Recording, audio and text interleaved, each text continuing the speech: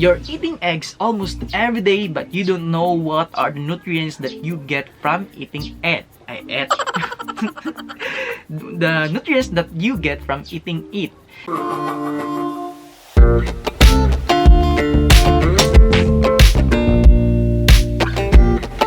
What is up, hominins? This is Elbert Loreno, your blogger slash science teacher.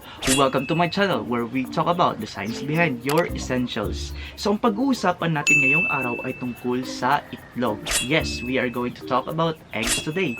But why eggs? Because eggs are one of the most popular and controversial food. Now, why popular? Because of its nutrient content. So, eggs are very nutritious. However, you are eating eggs for how many years but you don't know what are the nutrients that you get from eating it. Aside from that, eggs are also yummy.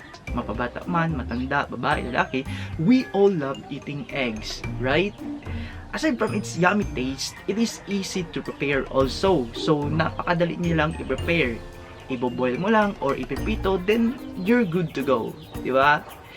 And if we are going to trace back the history of eating eggs, we can say that eggs are being eaten already, especially in those areas that are highly civilized, just like in China, Egypt, Rome, and India.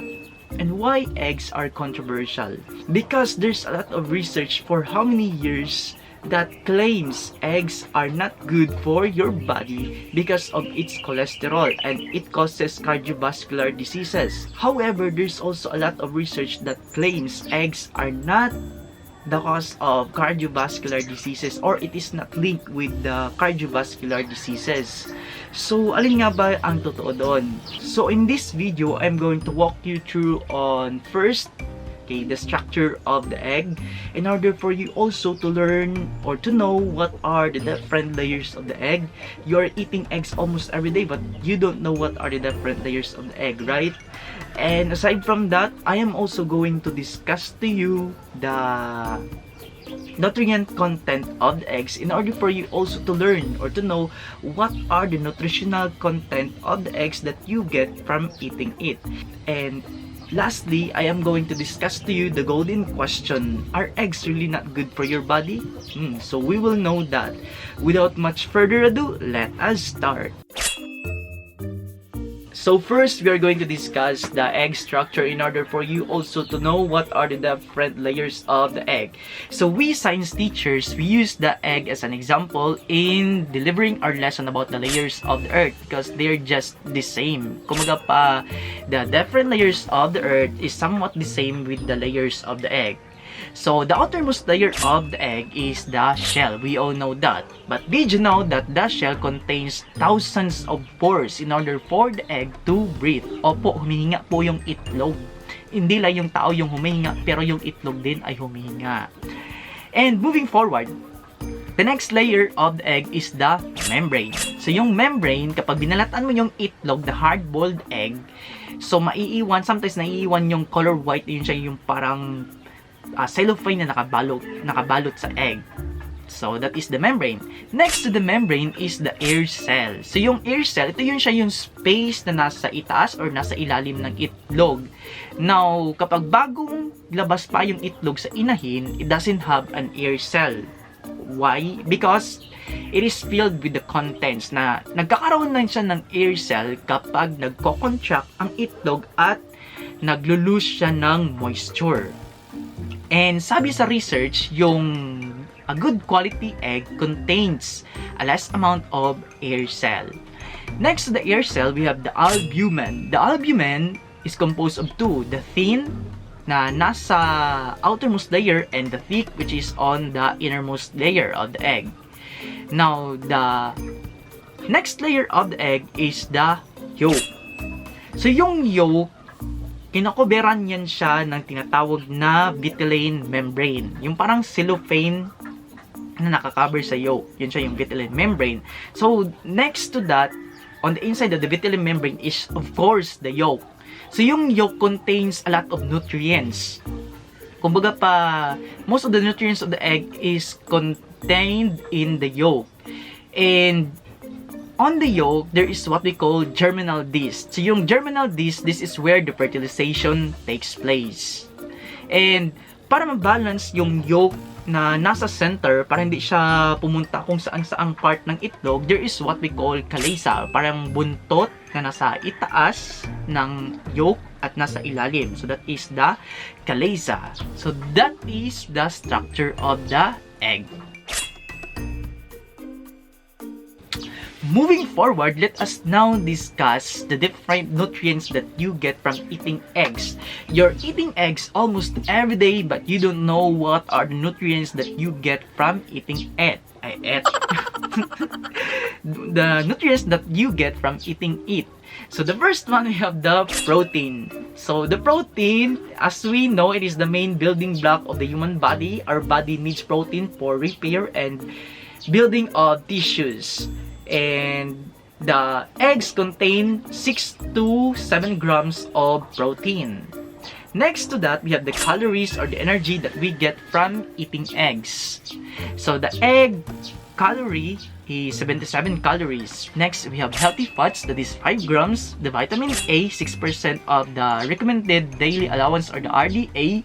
So the vitamin A, it helps us to have a good eyesight para magkaroon tayo ng good vision. So I am going to discuss to you next time what is that vitamin in order for you to know also ano yung mga vitamins na yan siya. You are taking vitamin C but you don't know what it does into your body. Ang alam mo lang is nagpapalakas siya ng immune system. Okay, aside from that, ano pa yung nagagawa ng vitamins? So, I am going to have a separate video on that. And we have also the folate, 5% of the RDA, the vitamin B12, 9% of the RDA, the vitamin B2, 15% of the RDA, the phosphorus, 9% of the RDA, the selenium, 22% of the RDA, and decent amount of vitamin E, vitamin K, vitamin B6, calcium, and zinc. Yan siya. So, di ba ang dami-daming nutrients na nakukuha mo sa pagkain ng isang itlog? Sa isang itlog pa lang yan siya. Aside from that, it has also a choline. So, when we say choline, it is used to build cell membrane. So, yung cell membrane, it is the outermost layer of the cell.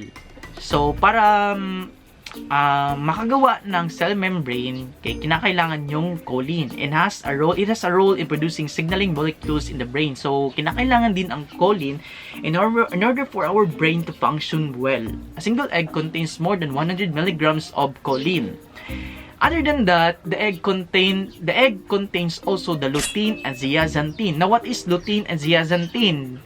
The lutein and zeaxanthin are antioxidants that have a higher benefits for eye health. So, tumutulong sila in order for us, kasi habang tumatanda tayo, hindi na iiwasan yung mga eye problems, just like the macular degeneration and cataracts. So, in order to prevent that to happen, so we need the lutein and zeaxanthin, and we can find lutein and zeaxanthin in the egg. Aside from that, eggs also contain omega-3. Ano yun siya yung omega-3 na yun siya? Yung omega-3, ito yun siya yung tumutulong para bumaba yung level ng triglyceride sa iyong dugo. So, ano yun siya yung triglyceride din siya? Yung triglyceride, it is a well-known risk factor in cardiovascular diseases or CVD. So, ang itlog, which most especially yung pastured eggs, contains high amount of omega-3. So, yung pastured eggs, ano yan siya? Those are eggs that are being produced by pastured chickens, of course. So, yung pastured chickens, yan siya yung mga manok na inaalagaan sa bahay or yung mga manok na nandyan lang sa labas, hinahayaan lang tapos kumakain ng mga kung ano-ano na nandyan sa may labas. So, those are the pastured chickens.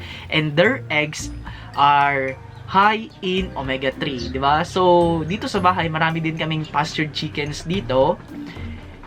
And sometimes, kapag nagbi-video ako dito, maririnig ninyo yung kanilang mga tunog. So, that's it.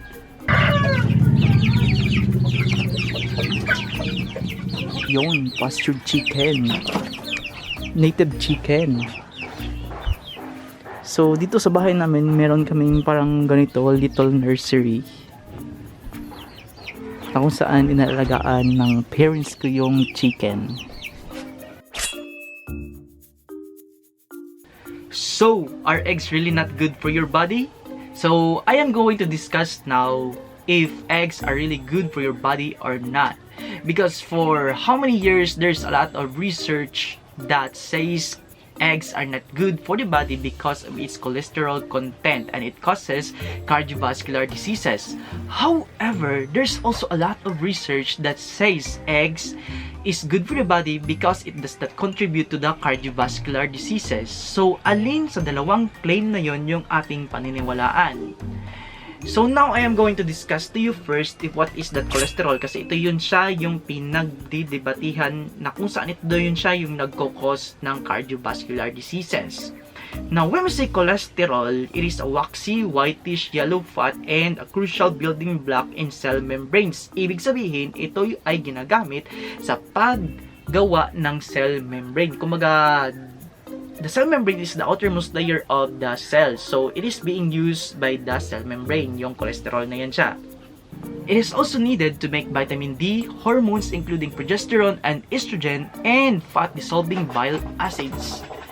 Therefore, husgahan ninyo, ang cholesterol nga ba ay maganda sa katawan or hindi? Now, based on this research that I have made, I can say that cholesterol is not bad at all. Nagiging bad lang siya kapag dumami yan siya sa katawan mo. Now, if it is just at a certain level, kumbaga pa at a normal level, so it is not bad for your body because your body needs cholesterol. Now, in fact, your body, particularly your liver and intestine, produces 80% of your body's cholesterol and only 20% of your cholesterol in the body comes from the food that you eat. Ibig sabihin yan, whether you're going to eat cholesterol foods or not, your body still produces cholesterol. Diba? So for example, you're going to eat eggs, one egg in a single day. So yung egg contains 200 milligrams of cholesterol. Now, your body will only produce 800 milligrams of cholesterol to even it out or to balance it. So, ang itlog nga ba ang dahilan ng pagkakaroon mo ng cardiovascular diseases just like hypertension? Parang hindi. Another fact, the eggs also raise the HDL content of your blood. Ano yan siya? Yung HDL yan siya. Now, when we say HDL, it is the high density lipoprotein. So, yung high density lipoprotein, tinatanggal niya yung cholesterol, yung bad cholesterol na nandyan sa iyong dugo and it travels to the liver para i-excrete ng katawan mo. So, ibig sabihin, maganda ang itlog sa katawan.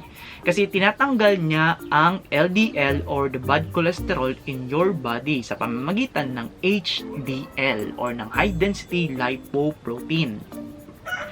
And aside from that, a lot of doctors also are claiming that eggs are healthy. So, ayun yung maniwala sa akin, nandito yung video ng mga doctors, mga vlogger doctors, na nagsasabi na ang itlog ay healthy sa katawan and it does not cause cardiovascular diseases.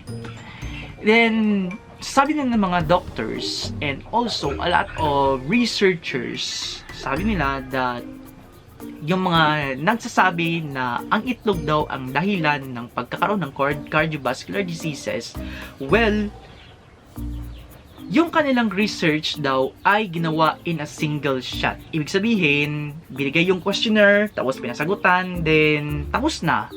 Hindi siya ginawa in a pattern, kumbaga pa hindi siya ginawa in a successive manner. Hindi siya in-administer in a successive manner. So, parang kumbaga pa, they are questioning the reliability and the validity of the research. So, yan yung kanilang sabi.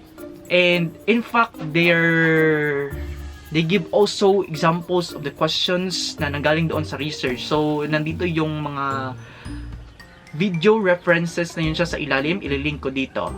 Then, kayo na ang humusga, di ba? But in conclusion, whether you are going to believe or not that eggs are not good for the body or eggs are good for the body, it is all up to you. But as for me, I am going to believe that eggs are good for the body. It is nutritious, it is yummy, and it does not cause cardiovascular diseases based on the research that I have made. So, yan. I think that will be all for my video today. I hope you like it. If you like it, comment down below or like this video. And don't forget to like and subscribe this YouTube channel. That will be all for today, hominins. See you on my next video. Bye-bye!